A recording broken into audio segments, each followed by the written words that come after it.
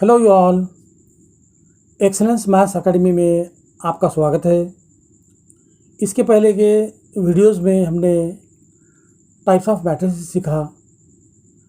आज के सेशन में हम उन टाइप्स को रिव्यू करेंगे कुछ एग्जांपल्स के ज़रिए। तो चलिए शुरुआत करते हैं। सबसे पहले question number 1, construct A matrix A is equal to Aij 3/2 whose elements are Aij is given by a formula Aij I minus j bracket square upon 5 minus आई।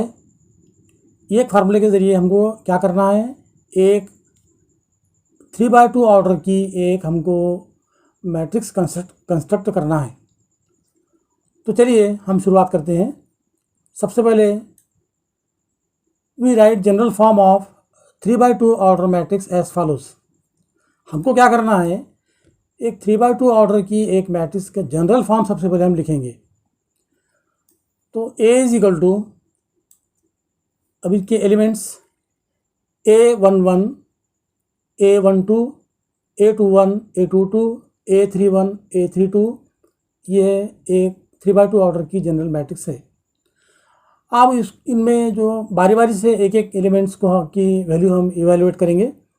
तो सबसे पहले पहला एलिमेंट इस मैट्रिक्स का वो है A11 is equal to I minus J bracket square upon 5i।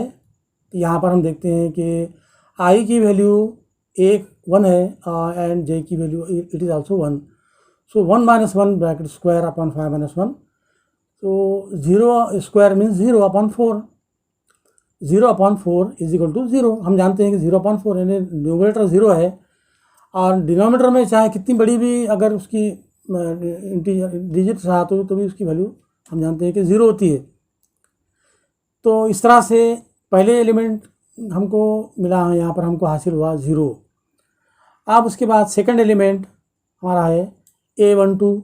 यहाँ पर हम देखते हैं कि i की वैल्यू, i यानी रो, j यानी कॉलम। अब i की वैल्यू यहाँ पर 1 एंड j की वैल्यू 2 है। By putting the values we get 1 minus 2 bracket square upon 5 minus 1। Therefore it is equal to, by simplifying we get -1 square upon 4 minus 1 यानी 1/4। तो second element हमको मिला 1/4। अगला एलिमेंट हमारा है A21। यहाँ पर हम देखते हैं कि i की value 2 and value of j is 1. So 2 minus 1 square, after simplifying we get 1/3. Similarly, next element we will see that A22 is equal to 2 minus 2 bracket square upon 5 minus 2। हम देखते हैं कि 2 माइनस 2 यानी 0, 0/5 minus 2 यानी 3, 0/3 यानी again it is equal to 0. Now again we consider the next element, तो आप third row, तीसरे रो का पहला एलिमेंट हमारा है 3 minus 1 bracket square upon 5 minus 3 by putting the values and by simplifying we get 4/2। 4/2 is equal to 2 and the third last element of the third row is A32. Here also we see that value of I is 3 and j is 2. 3 minus 2. 3 minus 2 means 1. 1 square upon 2. So in this way we have get all the elements of the 3/2 ordered matrix. So by putting the values we get in the above matrix, A is equal to 0, 1/4, 0, 1/4, 1/3, 0, 2 and 1/2. So this is a required matrix, means जो matrix हमको question में पूछी गई थी ये वो हमारी इस तरह से हमने एक मैट्रिक्स कंस्ट्रक्ट की है। चलिए एक और क्वेश्चन लेते हैं। क्लासीफाई द फॉलोइंग मैट्रिसेस, यानी हमको कुछ इस क्वेश्चन में कुछ मैट्रिसेस दी गई हैं, उनके टाइप्स हमको पहचानना है। तो सबसे पहले एग्जांपल हमारा है 3 - 2 4 0 0 - 5 and third row is 0 0 0. As we see that here the below diagonal elements are 0. Diagonal के जितने भी एलिमेंट्स है वो डायगोनल के नीचे के जो एलिमेंट्स है वो सभी 0 0 है। तो हम देखते हैं कि फिर अब ये जो ये है मैट्रिक्स है, ये कौन सी टाइप की हो गई है? It is upper triangular matrix. It is nothing but it is an upper triangular matrix. आप मान लीजिए कि इस मैट्रिक्स में समझिए पहला रो और तीसरा रो को अगर हम अल्टरनेट करें समझिए, सपोज मान लीजिए कि हमने पहला रो और तीसरे रो को अल्टर किया हमने, तो क्या हो जाएगा कि मैट्रिक्स जो बनेंगी तो अल्टीमेटली ये किस टाइप की मैट्रिक्स बनेंगी? ये of course it is the lower triangular matrix. लेकिन अब वो दिया हुआ नहीं है। एक हमारे रिवीजन की, अब चूँकि हम रिवाइज कर रहे हैं इसलिए मैं आपको बता रहा हूँ कि अगर ऐसा एक्सचेंज करने पर जो मैट्रिक्स मिलेगी उसे हम कहेंगे लोअर ट्रायंगुलर मैट्रिक्स। चलिए अगली में एग्जांपल लेते हैं 5 9 1। अब यहाँ पर एक कॉलम दिखाई दे रहा है। आपको कितने कॉलम दिखाई दे रहे हैं? Of course it is 1 column. तो फिर मैट्रिक्स कौन सी हो गई? Very simple, it is nothing but it is a column matrix. तो ये हमने पहचान लिया कि भाई ये एक कॉलम मैट्रिक्स है। चलिए अगली एग्जांपल हम लेते हैं। अगला एग्जांपल 8 0 0 8। अब यहाँ पर हम देखते हैं कि डायगोनल एलिमेंट्स की जो वैल्यू है वो इक्वल है। अब डायगोनल एलिमेंट्स कौन कौन से यहाँ पर? 8 and 8, they are diagonal elements. और दूसरी बात इसकी ये है कि नॉन डायगोनल एलिमेंट्स आर 0। अब ऐसी मैट्रिक्स जिसमें डायगोनल एलिमेंट्स की वैल्यू इक्वल है और उसके नॉन डायगोनल एलिमेंट्स अगर 0 हैं तो हम जानते हैं कि ये कौन सी मैट्रिक्स होगी? Of course it is a scalar matrix. This is nothing but this is a scalar matrix. आप चलिए एक और लेते हैं एग्जांपल 9 3 7। Very simple. फिर हम देखते हैं कि यहाँ पर एक ही क्या है, यहाँ पर एक ही रो है। सो यहाँ पर हम देखते हैं कि दिस मैट्रिक्स हैज़ ओनली 1 रो। तो फिर ये कौन सी मैट्रिक्स का हो जाएंगी? ये कहलाएंगी row matrix. This is our row matrix. चलिए एक और एग्जांपल से हम एक और एग्जांपल का रिवाइज करेंगे। अब यहाँ पर हम देखते हैं कि 1 0 0 0 1 0 0 0 1।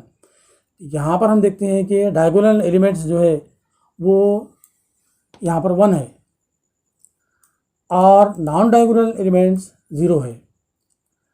तो ऐसी मैट्रिक्स जिसमें डायगोनल एलिमेंट 1 हो और नॉन डायगोनल एलिमेंट 0 हो तो इसे हम कहते हैं आइडेंटिटी मैट्रिक्स, या आइडेंटिटी मैट्रिक्स को हम यूनिट मैट्रिक्स भी कहते हैं। अब यहाँ पे चूँकि डायगोनल में 1 लिखा है इसलिए इसे हम यूनिट मैट्रिक्स भी हम इसको कह सकते हैं। This is a our unit matrix. आप मान लीजिए कि आप समझिए थोड़ी देर के लिए कि अगर समझिए डायगोनल की जगह पर भी अगर 0 0 अगर रहा, माने सभी ऑल एलिमेंट्स अगर 0 रहे, अगर ऐसा अगर रहा तो तब हम कौन सी मैट्रिक्स कहेंगे उसको? उसे हम कहेंगे ज़ीरो मैट्रिक्स। यहाँ पर पूछा नहीं गया है लेकिन फिर भी इसको अपन एक मरतबा रिवाइज कर ले रहे हैं। तो ये थी आज की इसके क्वेश्चन नंबर 2। चलिए एक और अब हम आते हैं मैट्रिक्स के को सॉल्व करने की जानिब। तो उसके लिए हम लेते हैं एक question. Let the following matrix is a singular matrix and we have to find out the value of k. What is k? K is a coefficient and means the value of k we have to find out. यानी हमको एक matrix दी गई है, उसमें एक element k है और उस k को हमको एलिमिनेट करना है, यानी उसको हमको इसकी वैल्यू मालूम करना है। तो चलिए शुरुआत करते हैं। x is a singular matrix. Why it is singular? Because it is given in the question. Question में दिया गया है कि ये एक सिंगुलर मैट्रिक्स है। और आपको पता है कि सिंगुलर मैट्रिक्स की क्या मीनिंग है, यानी अगर किसी मैट्रिक्स को सॉल्व करने के बाद उसकी वैल्यू हमको अगर ज़ीरो मिलती है तो ऐसे मैट्रिक्स को हम कहेंगे सिंगुलर मैट्रिक्स। अगर ज़ीरो मैट्रिक्स है, अगर उसकी वैल्यू ज़ीरो अगर नहीं मिली तो फिर इसको हम कहेंगे नॉन सिंगुलर मैट्रिक्स।